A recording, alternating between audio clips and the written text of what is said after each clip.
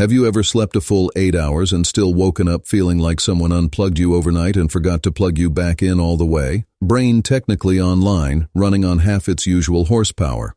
For a long time, doctors didn't have a great answer for that. Sleep more, drink water, get some fresh air.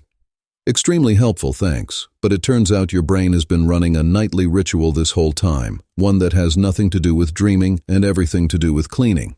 If you've watched our earlier videos, you know your body isn't a fixed object. Cells dying, cells rebuilding, atoms passing through you like you're a river, not a rock. Your skin is new, so is your stomach lining, but there was always one organ we skipped, the one locked inside a box of bones sealed off from the body's plumbing. Turns out it's been hiding its own secret version of that same story. Every organ has a way to take out its own trash. Your lymphatic system drains waste from muscles, gut, and skin into your bloodstream to be filtered out. But your brain sits behind the blood-brain barrier, with no lymphatic vessels at all. For nearly a century, textbooks treated that as settled fact. The brain has no drainage system, mostly because nobody could find the pipes. In 2012, neuroscientist Maiken Nedergaard was watching fluid move through living brain tissue and found something nobody expected. The brain has its own private plumbing, not blood vessels, a separate network, threading fluid through the brain tissue itself, flushing out waste the way a river carries silt downstream. She named it the glymphatic system, half glial, half lymphatic,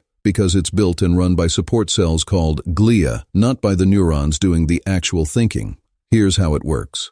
Cerebrospinal fluid gets pumped along your blood vessels through channels wrapped in star-shaped cells called astrocytes, which act like millions of microscopic drains pulling fluid deep into the brain tissue. There it picks up the metabolic junk your neurons produced while you were awake and carries it back out. Then in 2015, researchers found actual lymphatic vessels hiding in the meninges, the membranes wrapping the brain. An entire drainage system sitting in plain sight, missed by over a century of human anatomy. So your brain has a cleanup crew. That alone rewrites a chapter of biology textbooks. But here's the twist. This system doesn't run all the time. In 2013, Nedergaard's lab measured the physical space between brain cells while mice were awake, and again while they were asleep. During sleep, that space widened by about 60%. 60. Like a door left ajar all day, suddenly swinging wide the second the lights go out. And it wasn't sleep in general, it was deep sleep specifically, the hardest stage to wake someone from. Light sleep doesn't trigger the full flush, neither does REM, the dreaming stage. Only the deep stuff does. Somewhere in your evolutionary past, your brain made a trade-off. It can't run full cognition and full cleaning at once, so it waits until you're fully under, then throws the doors open. Every single night without your permission and without you ever being awake to see it, which raises an obvious question. What exactly is it flushing out?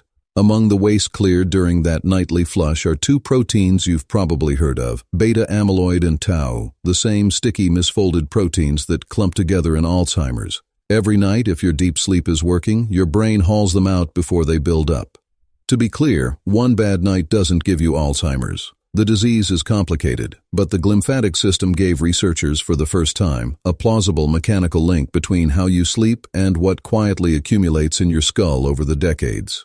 In 2018, a team at the NIH tested how fast that link could show up. Not over years, over a single night. They kept healthy adults awake and scanned their brains. Beta amyloid had measurably increased in hours, piling up in the hippocampus and thalamus, regions tied directly to memory. We tend to treat sleep loss as a productivity problem, foggy at work, tired tomorrow.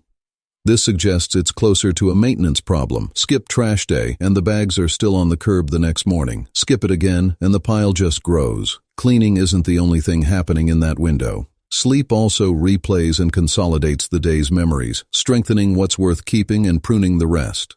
Lose the deep sleep and you're not just skipping the cleaning, you're skipping the filing too.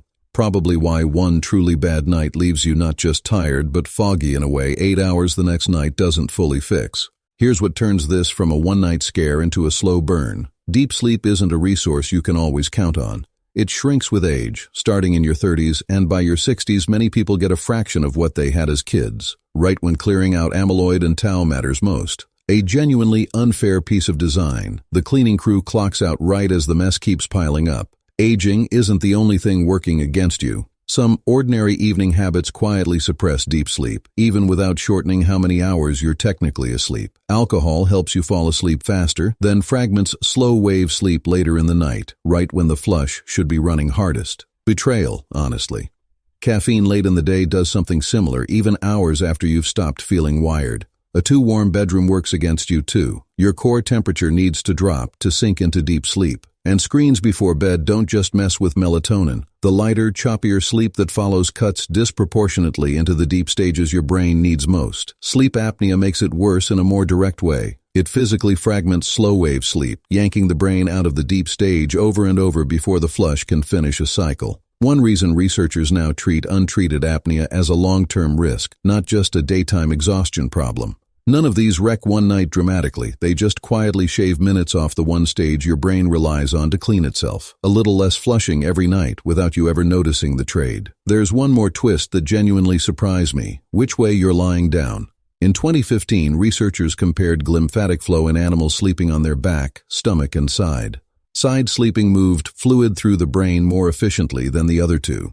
Early days, mostly animal research, but a strange reminder that even posture might quietly help or hurt a system running behind the scenes every night without your input. And this isn't a uniquely human trick. Every mammal studied so far, mice, rats, even much larger animals, shows the same pattern: fluid flow ramping up during deep sleep, slowing down while awake. Whatever built this, built it early, into every brain complex enough to need one. So zoom out, your brain spends your waking hours thinking, learning, running the show, and it pays a real physical price for that. Byproducts build up, the way any hard-working machine generates heat just from doing its job. Then, every night if you let it, your brain trades consciousness for maintenance, dimming the lights on the very thing that makes you, so a quieter system can come online and clean house while nobody's watching. That's what deep sleep actually is. Not downtime, not just rest. It's the one window each day your brain is allowed to take out its own trash, file away what it learned, and reset for tomorrow. And it only fully opens that window if you actually give it the chance to. You can't consciously flip the glymphatic system on like a switch, but you control almost everything that determines whether you reach the deep sleep that triggers it. What you drink in the evening, how warm your room is, how consistent your schedule is, whether an untreated sleep issue is fragmenting your nights, even which way you're facing when you drift off. We started with a question: how does your brain take out its own trash? Turns out, quietly humbling. It doesn't do it while you're paying attention. It does it while you're gone. While the version of you that thinks and worries and scrolls is switched off entirely, and something older and simpler takes over to clean up after you. Same underlying truth as always. You're not a finished object. You're a process, maintained every single hour, whether you're aware of it or not. So here's what I'll leave you with. Tonight, right before you fall asleep, you're not just shutting down for the day. Somewhere behind your eyes, a flush is about to start. One your brain has been quietly running every single night of your life, long before you ever knew to look for it. What's something about your own body that changed the way you think about a daily habit once you actually learned the science behind it? Tell me in the comments, and if this rewired how you think about sleep even a little, smash that like button, subscribe, and stick around. There's a lot more going on inside you than you think.